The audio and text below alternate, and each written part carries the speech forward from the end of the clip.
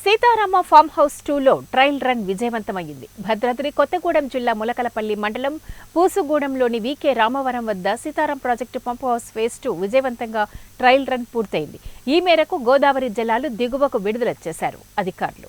బాహుబలి మోటార్లు 6 ఉండగా ఒక మోటార్తో 1500 క్యూసెక్కుల నీటిని ట్రయల్ ద్వారా దిగువకు విడుదల చేశారు.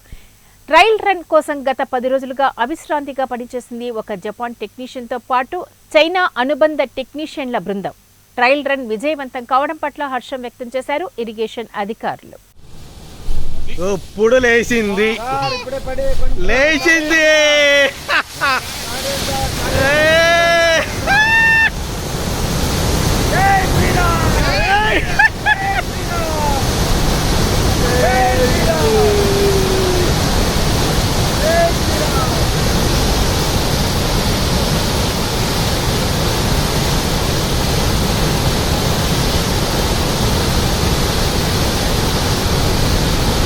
సార్ ఫోటోలు దిగా సార్.